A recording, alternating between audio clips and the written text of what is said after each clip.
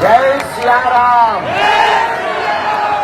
साधु जी, ओ साधु जी, बागेश्वर धाम की, सन्यासी बाबा की, विश्व दरबार की, अपने अपने मताई बाप की, जो 2 बजे से बैठे के गुरुजी अबे तक नहीं आए, अबे तक नहीं आए, गाली बकरे ऊ पगलन की। खैर तुम्हें पता था आएंगे, पर अपने टाइम से थे और हमारे 2 बज गए। आपकी घड़ी 4 बजा रही होगी, 5 मतलब ज्यादा डिस्टर्ब है, और हमारे तो 2 बज गए। कल पूरी रात भूत भगाते रहे, और भूत वालों से भी सबसे मिल कहां पाए, कुछ ही भूत वालों से मिल पाए। शरीर थक गया, शरीर को उपद्रव हो गया, उसमें फंस गए, और फंस काहे को गए। कल दिन में हमने घोषणा की कि रात को हमने जो है जेसीबी चलवा दी। वाणी तो कभी मिथ्या होती नहीं, जो कह दिया जाता है वो होकर रहता है। हनुमान जी की बड़ी कृपा है।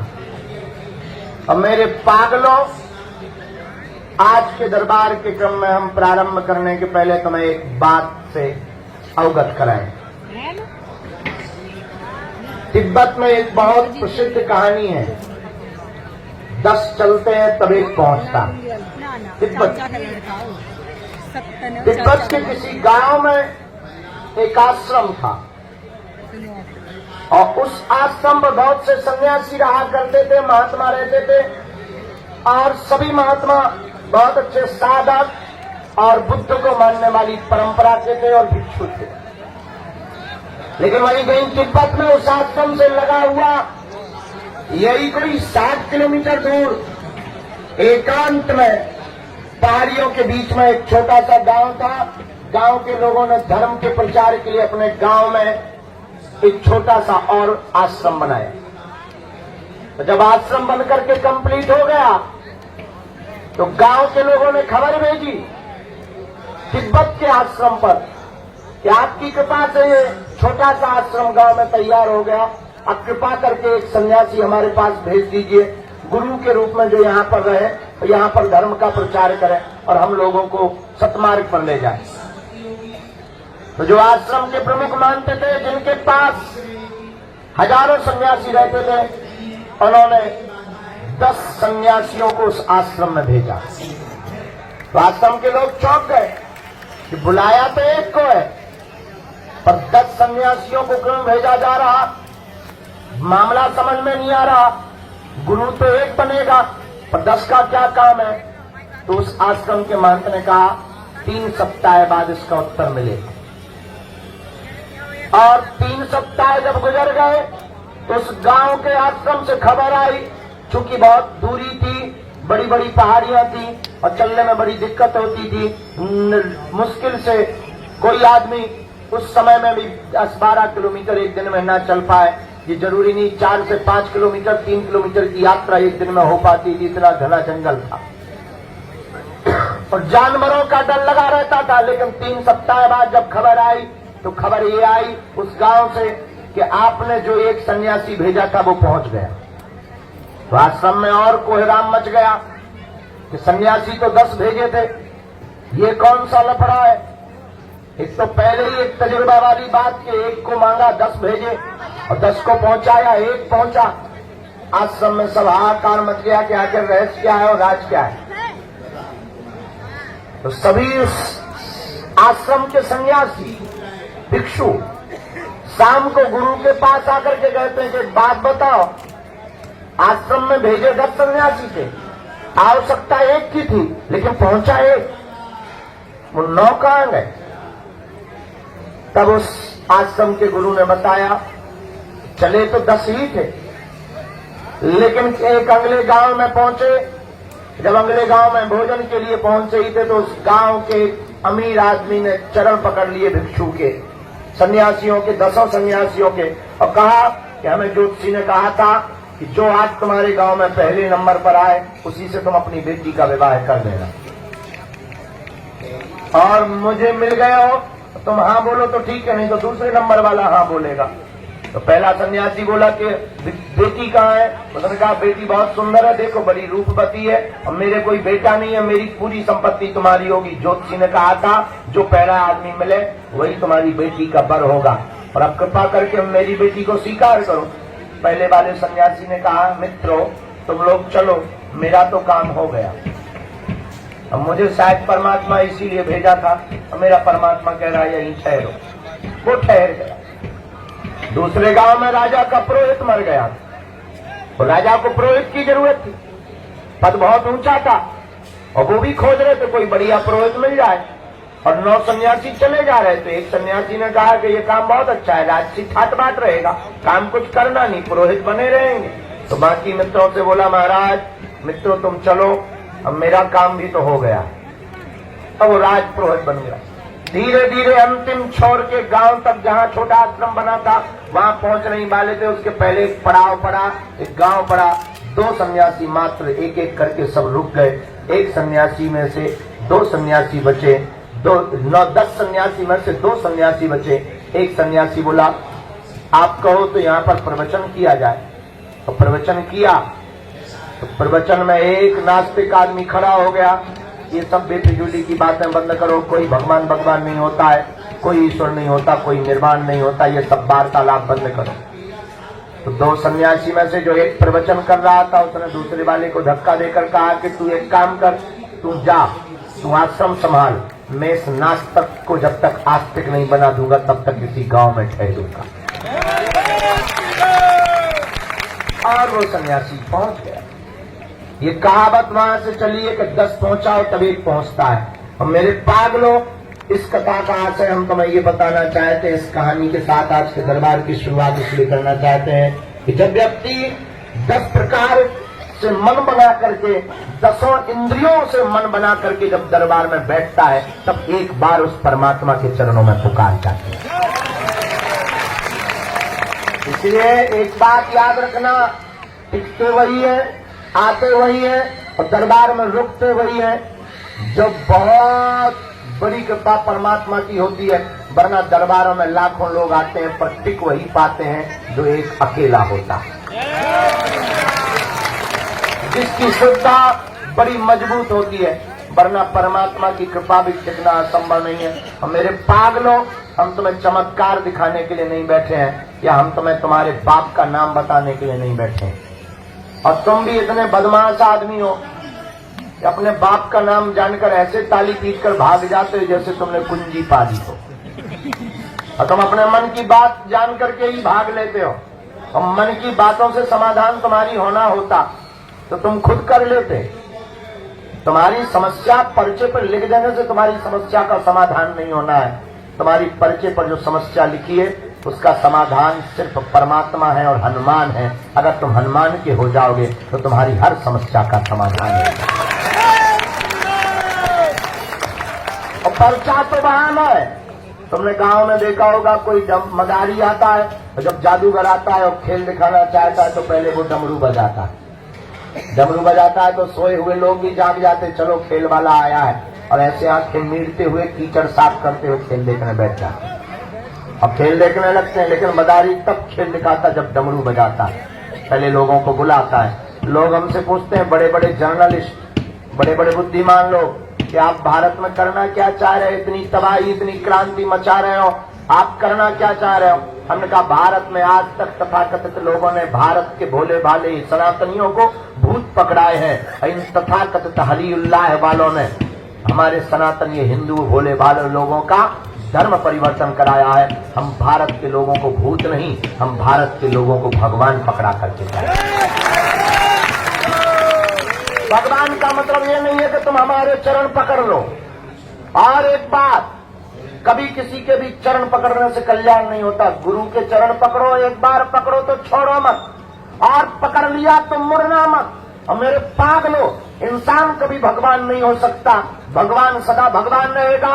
और तुम्हारी बुद्धिमत्ता इसी में है कि तुम इंसानों के चक्करों में और दरबारों के चक्करों में पड़ना बंद करो। अगर तुम जिंदगी की बहुत बड़ी कुंजी पाना चाहते हो तो आज की बात हमारी मान कर उठ जाओ और चढ़ जाओ मंदिर, जिनके बल पर हम धर्म विरोधियों को ललकारते हैं और तुम्हारे बारे में बता देते हैं। तुम भी उन्हीं हनुमान जी के सदा सदा के लिए हो जाओ।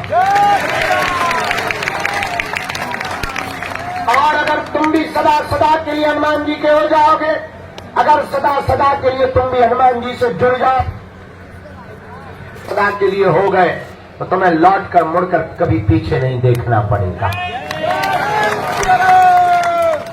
लेकिन मेरे पागलों, एक बात और याद रखना, इस कलिकाल के कलयुग में तुम सावधानी पूर्वक कदम रखना और माथा भी सावधानी पूर्वक टेका करो।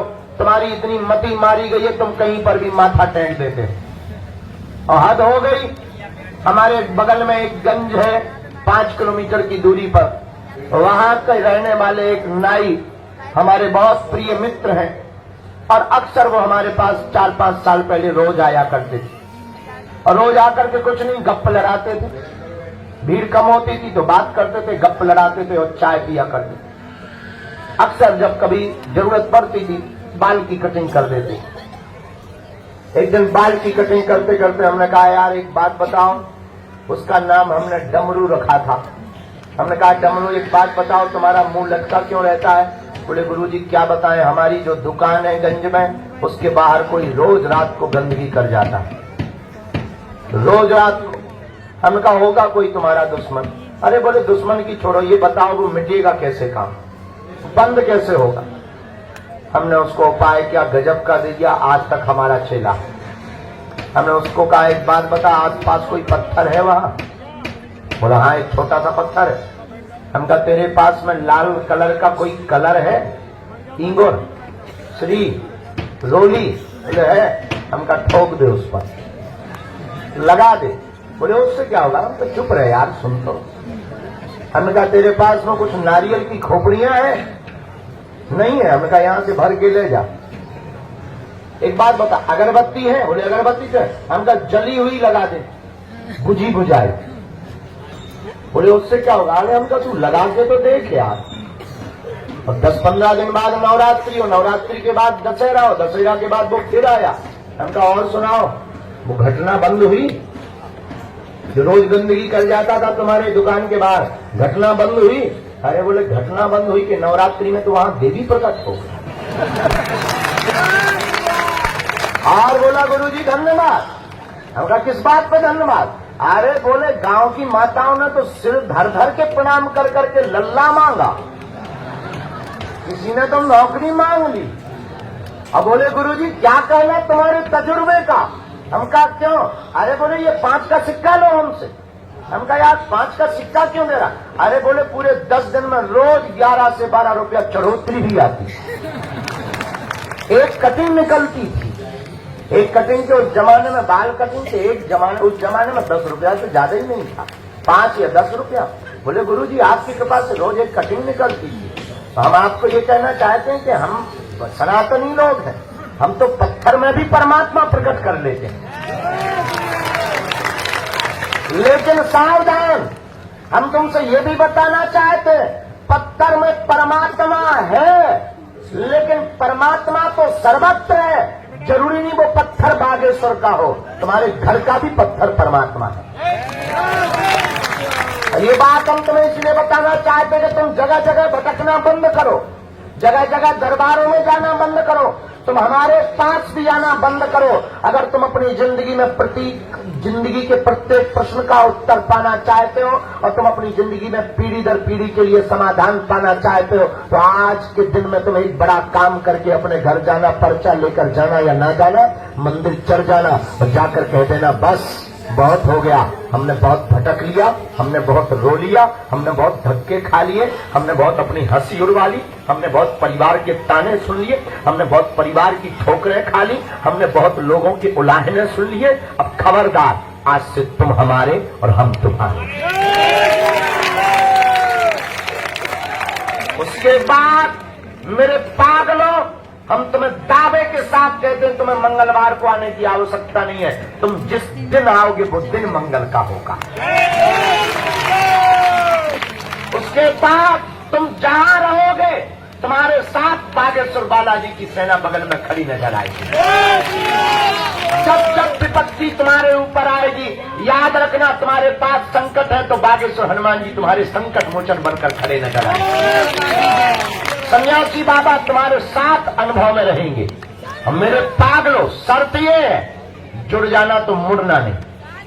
और इसका मतलब ये नहीं तुम बागेश्वर धाम से जुड़ो, मेहंदीपुर बालाजी से जुड़ो, सालासर बालाजी से जुड़ो। अरे जहां तुम्हारा मन करे मेरे पागलों जुड़ो। याद रखना बरसात आती है तो बरसात में कोई काम करना हो, परेशानी बहुत जा रही हो, भीगना ना हो, तब क्या किया जाता है? छाता लिया जाता है और छाता लेकर के आदमी निकल जाता है और उसकी समस्या परेशानी बरसात की दूर हो जाती है। याद रखना जिस प्रकार बारिश से छाता बचाता है उसी प्रकार इस संसार सागर में संकटों की बरसात से सद्गुरु की छत्र छाया बचाती है। लेकिन सावधानी पूर्वक अगर तुम्हारे पास संकट है तो हमारे बागेश्वर हनुमान जी कौन है? संकट मोचन है। बाल समय रवि भक्ष लियो तब तीनों लोक भयो अंधियारो तारी सुत्रास भयो जन को यह संकट काउ तो जात न टारो देवन आने करी बिनती तब छाड़ दियो रवि कष्ट निवारो को नहीं जानत है जग में कभी संकट मोचन नाम प्यारो। इसलिए आप आए हो, स्वागत है। आप बैठे हो, धन्यवाद। आपने इंतजार किया, बहुत बहुत धन्यवाद। ठीक है, एक बात बोले, आपको बहुत परेशानी हुई होगी क्योंकि यहाँ साधन नहीं है, बड़ा हॉल नहीं है, एसी नहीं है, पानी की व्यवस्था नहीं है, चाय है नहीं है, दिक्कत बहुत है। हम मानते हैं साधन नहीं है पर साधना है। साधना तो इतनी है, ऐसा बोलने से लोगों को लगता होगा कि पता नहीं ये बाबा क्यों बोल रहा, पर हम इतना बोल सकते हैं गर्व के साथ हिंदू होने के नाते। इस पूरी दुनिया में सनातन संतों को छोड़कर किसी भी मजहब के धर्मगुरुओं की ताकत नहीं है बागेश्वर धाम की शक्तियों का सामना कर। इतना हमें अपने गुरु पर भरोसा है, इतना अपने आराध्य पर भरोसा है। और ये ललकार कर तुमसे कहते हैं कि अगर कोई भी दूसरे मजहब का हलीउल्लाह वाला आ जाए पैंट गीला करके ही जाएगा। हम उसके बारे में इतना बताएंगे वो अपनी लुगाई को मुंह नहीं दिखा पाएगा। लेकिन ये हनुमान जी ने हमें कृपा किसी की बेइज्जती करने के लिए नहीं दी है, अपने सनातन के प्रचार के लिए दी है। किसी की अवहेलना करने के लिए, हाँ, जो मानता नहीं, जो कहता भगवान नहीं होते, दिव्य शक्तियां नहीं होती, ये सब झूठ है, ये सब कपोल कल्पना है, उनकी ठगली बारने के लिए भी है। बोलो सीताराम। तो हम आज के दरबार को शुरू करते हैं, सामूहिक अर्जी लगा देते हैं और फिर इसके बाद आज के दरबार को प्रारंभ। मन में राम नाम का जप, जो भी जानकारी लेवे कार्यालय से, सूचना भी कार्यालय से, किसी के भी बहकावे में। बोलो रामचंद्र भगवान की, बागेश्वर हनुमान जी महाराज की, दादा गुरुजी महाराज की, चमिता वाले बाबा की, समाधि वाले बाबा की, दिव्य दरबार की, नमः पार्वती पते हर हर।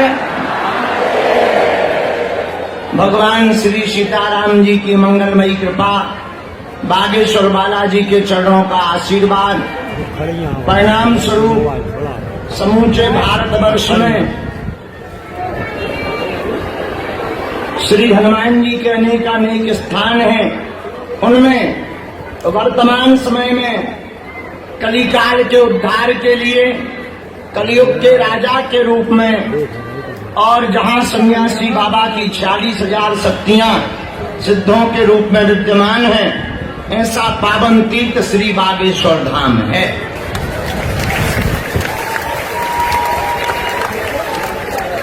आज का कारण, कल रात तक लगभग 9 बजे तक प्रेत बाधा के रोगियों से निपटते रहे, भूत भगाते रहे। तो भूत भगाने के बाद मरीज आ गए। तो मरीजों से मिलने के बाद 4 बजे से फिर ब्रेन डिटॉक्स की साधना करवाई 8 बजे तक। 9 बजे से 10:30 बजे तक दीक्षा दी। फिर जल्दी जल्दी थोड़ी सी चाय पी और दौड़ करके भग कर यहाँ आ गए। लेकिन अब चाहे जो हो जाए, जितनी भी अर्जी बालाजी सुन ले गए उतनी देर के लिए फिर दरबार लगाया जाएगा। लेकिन हमारा मन नहीं माना। हमने सोचा अब हमें भले ही थोड़ी मुसीबत हो जाएगी। 4 दिन से सोए नहीं है तो उसे ऊंटों जैसे दिख रहे हैं। हाँ, दिमाग ऐसे चढ़ो जैसे लोगाई ने जो है थप्पड़ मारे हैं। पर कोई बात नहीं, बालाजी की इच्छा है। साधु बनना कठिन है, जैसे पेड़ खजूर, चढ़े तो चाखे प्रेम रस, गिरे तो चकनाचूर। ये भारत बड़ा विचित्र देश है। यहाँ गंदी फिल्म बनाने वाले, फिल्मों में डांस मर्डर कत्ल करने वाले लोगों को करोड़ों रुपया दिए जाते हैं और वो विदेशों में जाकर फूंकते हैं। भारत में किसी महात्मा को 10 रुपया दे दे और वो महात्मा बेचारा अन्नपूर्णा में सेवा में लगा दे, तब भी उससे 20 बार पूछा जाता है। बड़ा विचित्र देश है भारत। उनसे नहीं पूछते जो करोड़ों रुपए फिल्म बनवाई लेते हैं और अमेरिका में और दुबई में रुपया बर्बाद करते हैं। उनसे नहीं पूछा जाता है, लेकिन महात्माओं से पूछा जाता है। इसलिए हमने दोहा लिया, साधु बनना कठिन है, जैसे पेड़ खजूर, चढ़े तो चाखे प्रेम रस और गिरे तो चकनाचूर। इसलिए आज के दरबार में, अरे भैया जाओ उठाओ पेन कागज उठाओ, जितने भी लोग विराजमान हैं जाओ, सबको आशीर्वाद है। तुम्हारी अर्जी स्वीकार हो जावे, तुम पर बालाजी की कृपा हो जावे और जाओ, जो भी तुम अर्जी लेकर के आए हो तुम्हारी खाली झोली भर जावे।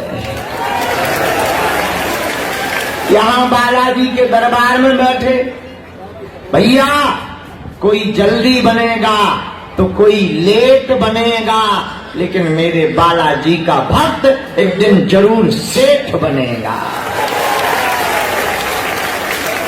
तुम जिस दरबार में बैठे ये भंडारी हैं, देने वाले दाता हैं। हमें तो रोज हजारों लोग ऐसे मिलते, गुरुजी जय जय हो गई। बिगड़ी बनाने वाले हैं, रोते को हंसाने वाले हैं, बाझन के घर लल्ला खिलवाने वाले हैं। भैया और बालाजी सबकी बिगड़ी बनाने वाले हैं। भैया धन्य है बालाजी, धन्य है इनकी कृपा। हम तो देख देख लीला से परेशान हैं। कल 2.5 लाख लोगों से ज्यादा का समुदाय था, 5 किलोमीटर का जाम लगा था मेन हाईवे तक। ना कोई प्रशासन ठीक से, ना हम ठीक से ध्यान दे पा रहे, पर पता नहीं चला, छोटी मोटी बातें छोड़कर किसी का बाल बांका नहीं होता है और मेला ठेला में लाखों लोगों पर बालाजी कृपा कर देते हैं।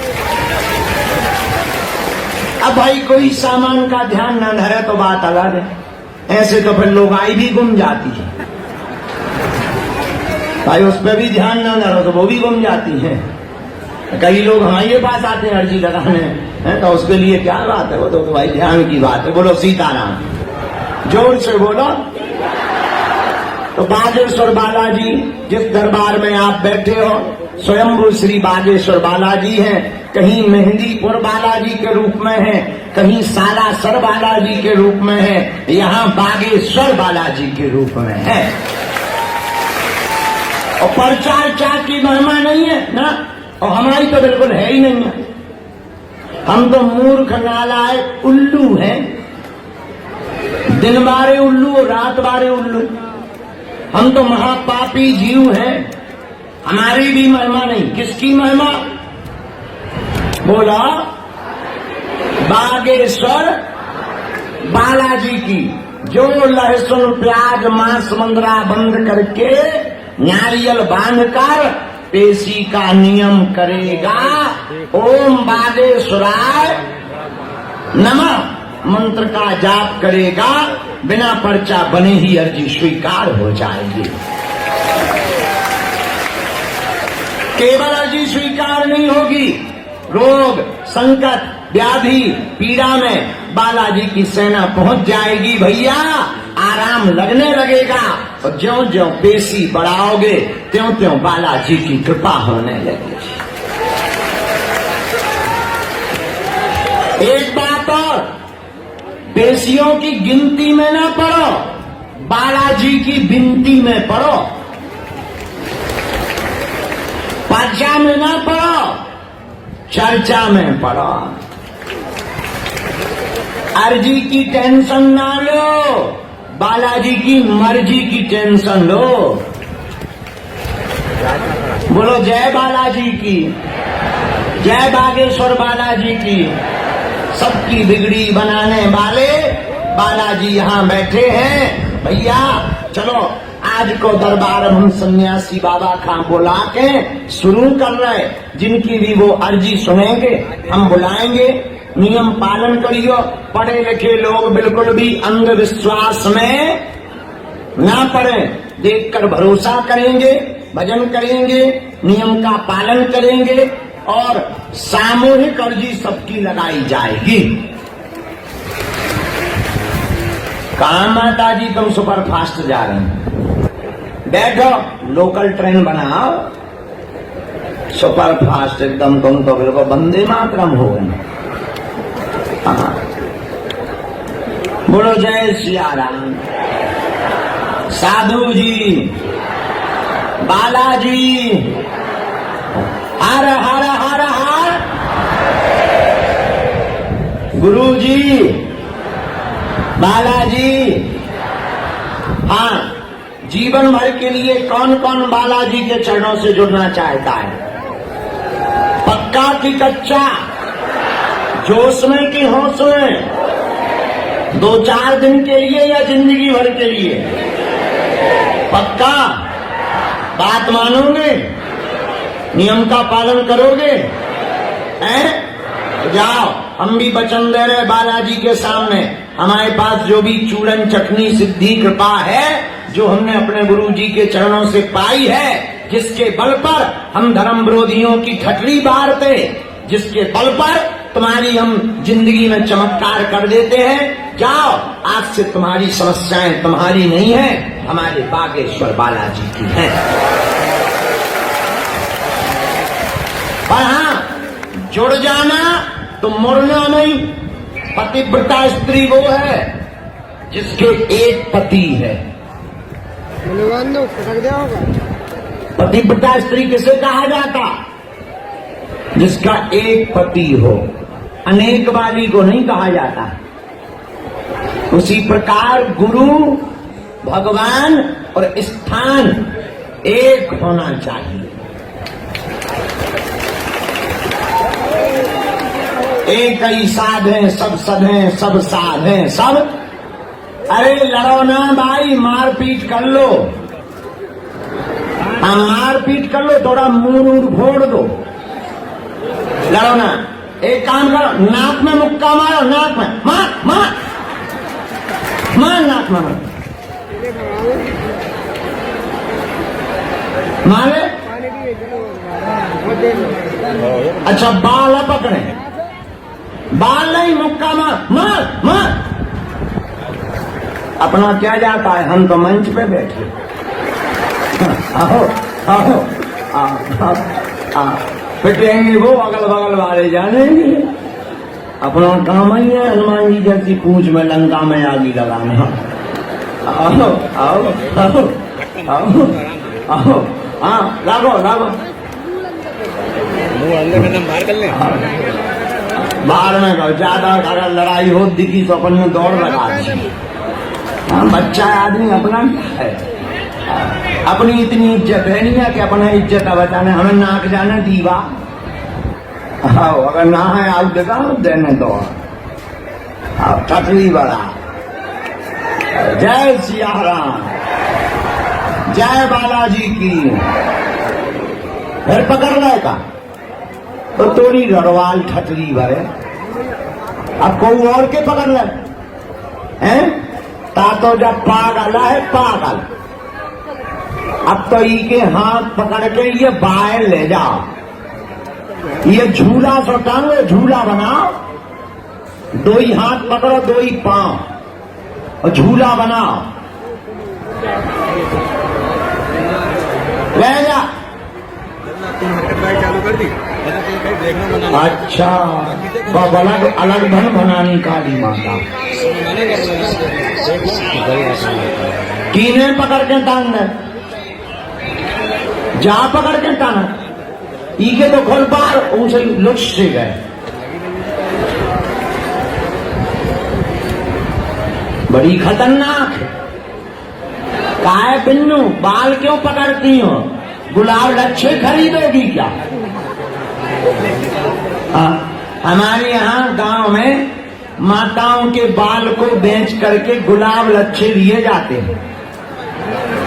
हमने बचपन में करो है जो सब, हमें लगा जी गुब्बारे उब्बारे लेने। चलो ऐसे तो समय निकल जाएगा।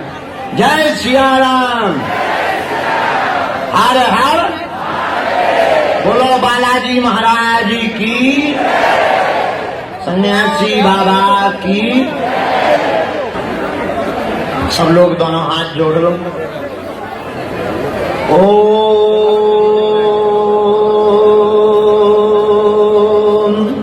बागेश्वराय नमः। ओम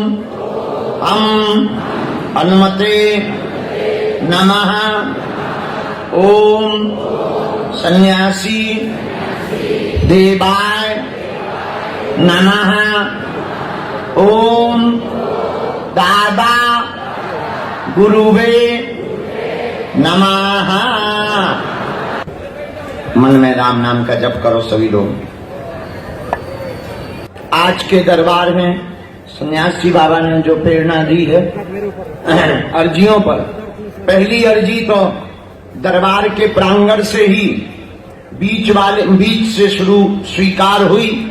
यहाँ मध्य में सुनील नाम के भैया मध्य में विराजमान है। सुनील नाम के भैया बीचों बीच विराजमान है। आप खड़े हो जाएं टी शर्ट पहने हुए। हाँ, कम बाल है।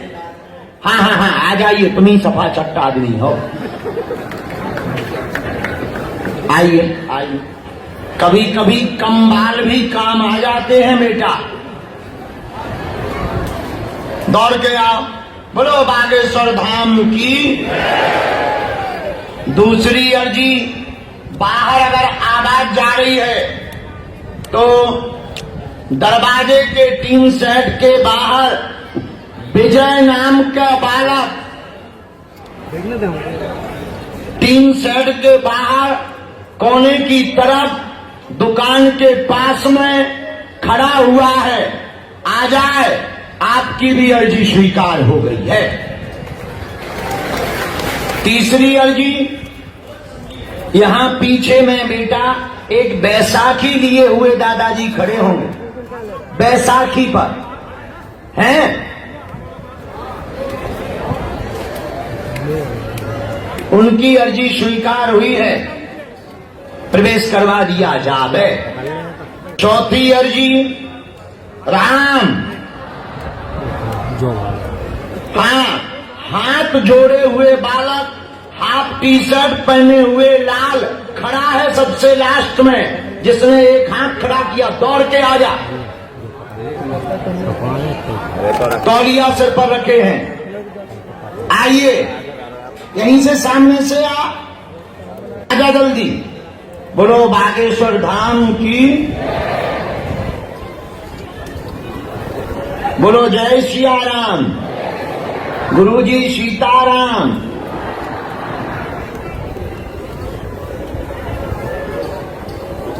यहाँ रमेश नाम के भैया की अर्जी दरबार के प्रांगण में बाएं हाथ के कोने पर स्वीकार हुई है। आप खड़े हो जाएं, आपकी अर्जी भी स्वीकार हो गई है। आगे की तरफ आ जाइएगा। जो रूमाल बांधे तुम भी आ जाओ बच्चे। हाँ हाँ हाँ हाँ, you come here my dear. गोमुखी लिए हुए, हाथ में गोमुखी लिए हुए पधारो। चश्मा, गोमुखी, रूमाल, आइए। अगली अर्जी सीताराम। अरे गुरुजी सीताराम। छोटी बच्चे को लिए माता जी खड़ी हैं। आपकी अर्जी भी दरबार में स्वीकार है।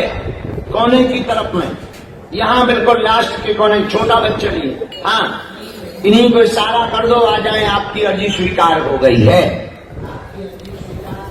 जय श्री राम। कहां से प्रवेश करवाएंगे? थोड़ा जल्दी आओ। तो गली नहीं है, आदमी है, ऐसे बैठो जैसे जो है। आगे बोलो। मेढकों की पंचायत बैठी हो।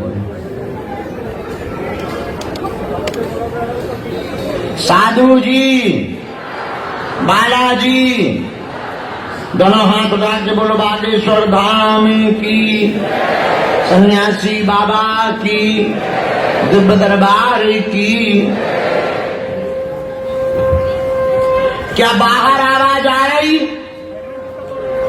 अच्छा, धन्यवाद। एक अर्जी नीम के पेड़ के नीचे मंदिर के पास पीली साड़ी पहने हुए माता जी बैठी हैं।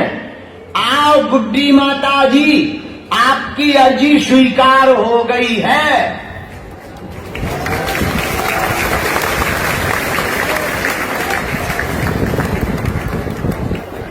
आ जाओ। इसके बाद हाँ, इस बच्चे को आने देना। ये जो आ रहा है, जल्दी आ। दौड़ दौड़ किसी के ऊपर चढ़ा था, तुम टेंशन न लो।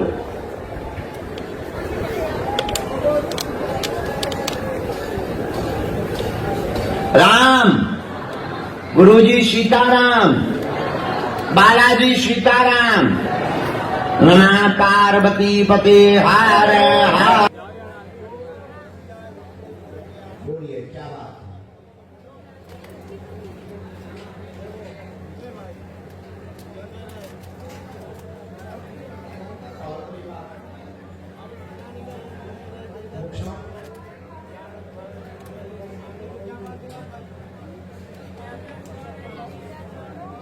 शक्कर की बीमारी किसको? 3 विषय आए। घर में सुख शांति है, बेटी ने भविष्य की नौकरी की अर्जी लगाई हुई है।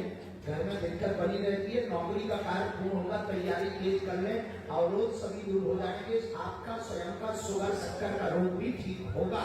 डॉक्टरी सलाह चलाते रहें, वह बेटी जल्दी सफल हो जाएगी। आशीर्वाद है।